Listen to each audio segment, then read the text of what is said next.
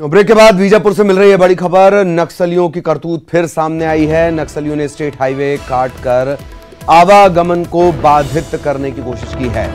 बीती रात तकरीबन 5 मीटर सड़क काट दी गई ताकि आवागमन बाधित हो जाए। आवापल्ली बासागुड़ा मार्ग पर तिम्मापुर के पास की यह घटना है। सीआरपीएफ के जवान मौके पर पहुंच चुके हैं। आवागमन को बहाल करने की कोशिश की जा रही है और सीआरपीएफ के जवान इस रूट को अस्थायी तौर पर बनाने की कोशिश कर रहे हैं ताकि आवागमन किसी तरह से बाधित ना हो। नक्सलियों के आमतौर पर यह कोशिश आवागमन को बाधित करने की, दहशत तारी करने के इरादे से, किसी घटना को अंजाम देने के इरादे से, ट्रैप बनाने के यानी जाल बनाने के हिसाब से भी अक्सर नक्सली इस तरीके की वारदात को अंजाम देते हैं। सहयोगी मुकेश इस वक्त हमारे साथ जुड़े हुए हैं। मुकेश, क्या कुछ अपडेट? जी देखिए ललित, आपको बताना चाहूंगा कि बीती रात करीब 12 बजे के आसपास 60 से अधिक माओवादी जो है स्टेट हाईवे को काटकर मार्ग एक तरीके से अवरुद्ध कर दिया है। करीब 5 मीटर चौड़ाई में इस मार्ग को काटा है। आवापल्ली से बासागुड़ा के बीच तिम्मापुर के नजदीक दुर्गा मंदिर के पास में सड़क को काटकर मार्ग अवरुद्ध किया है। आवागमन बाधित है, लोग काफी परेशान हैं। आपको बता दूं ललित की इस घटना के तुरंत बाद जैसी जानकारी, इस बात की जानकारी सीआरपीएफ 168वीं बटालियन के जवानों को लगी। सीआरपीएफ 168वीं बटालियन के जवान जो है मौके पर पहुंच चुके हैं और साथ ही सीआरपीएफ के आला अधिकारी घटनास्थल पहुंच रहे हैं और जो आवागमन जिस तरीके से बाधित है उसे बहाल करने की कोशिश की जा रही है, कवायदें की जा रही है। आपको बता दूं ललित, करीब 1.5 से 2 साल का वक्त गुजर गया है। माओवादी इस तरह से मुख्य मार्ग को काट कर मार्ग अवरुद्ध कर लोगों को परेशान करने की जिस तरीके से एक तरीके से वो रणनीति इनका था, इस पे कामयाब नहीं हो पा रहे थे या फिर इस रणनीति को दरकिनार कर दिया था माओवादियों ने। लेकिन करीब 1.5 से 2 साल बाद फिर माओवादी इस रणनीति का इस्तेमाल करके दहशत फैलाने की कोशिश कर रहे हैं। जी ललित। जी बहुत बहुत शुक्रिया मुकेश इस तमाम जानकारी के लिए। नजरें बनाए रखें, आगे भी आपके जरिए अपडेट अपने दर्शकों तक पहुंचाएंगे। खबर रायपुर से, शराब दुकान में 10 लाख की लूट हो गई है। शराब दुकान के गार्ड से मारपीट की गई, इसके बाद लूट की वारदात को अंजाम दिया गया। दुकान के लॉकर को उखाड़कर बदमाश ले गए।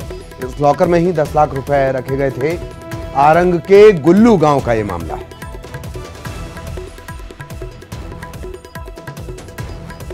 सहयोगी राघवेंद्र हमारे साथ जुड़े हुए हैं। राघवेंद्र, पूरी जानकारी। राघवेंद्र, आप तक मेरी आवाज पहुंच रही हो तो विस्तार से हमारे दर्शकों को जानकारी दें। एक बार सवाल दोहराएंगे जी। क्या कुछ ये पूरा घटनाक्रम रहा राघवेंद्र, हमारे दर्शकों को बताएं। लॉकर उखाड़कर ये बदमाश ले गए हैं, चोर ले गए हैं। देखिए, ये आरंग के पास के गांव की घटना है जहां पे शराब दुकान में ये इस तरीके से वारदात को अंजाम दिया गया है। कुछ बदमाश पहुंचे थे जो कि शराब दुकान में लॉकर होता है, क्योंकि बहुत ज्यादा बिक्री होती है। अधिकांश शराब दुकानों में शराब की बिक्री की जो राशि होती है वो हालांकि भले ही रोजाना ले जाते हैं, लेकिन फिर भी 10 लाख 20 लाख इस तरीके से बड़ी रकम होती है और उसी का फायदा उठाते हुए बदमाश वहां घुसे और मारपीट करने के बाद जो है लॉकर उखाड़ कर ले गए हैं। उसके बाद जो है अब ये जांच की जा रही है, कौन लोग हैं उनके पता तलाश की जा रही है। आरंग क्षेत्र का पूरा मामला है। जी, एक बड़े अचरज की बात है, 144 के बावजूद, धारा 144, पुलिस की गश्ती, कोरोना संकट काल, बावजूद इसके ये वारदात हो गई। बहुत शॉर्ट में राघवेंद्र।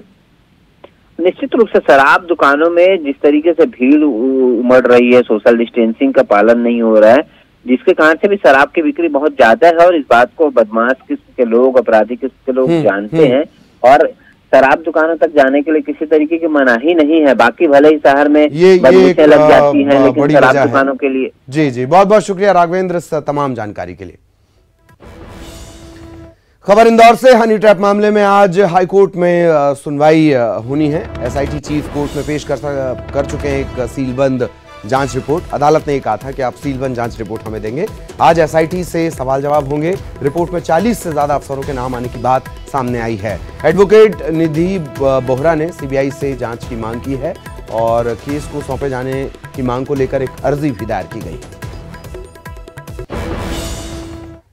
खबर भोपाल से, डिप्टी कलेक्टर की मौत का रहस्य बरकरार है। मंत्रालय में उप सचिव के पद पर थे लखन सिंह टेकाम और जो उनकी शॉर्ट पीएम रिपोर्ट आई है उसमें भी वजह साफ नहीं हो पा रही कि आखिर उनकी मौत हुई कैसे।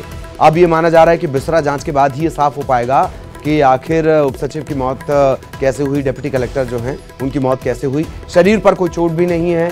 बाग मुगलिया के रहने वाले लखन सिंह टेकाम और तकरीबन 3 दिन बाद इनकी लाश मिली थी। उसी घर में उनकी पत्नी और बेटे भी रहते हैं।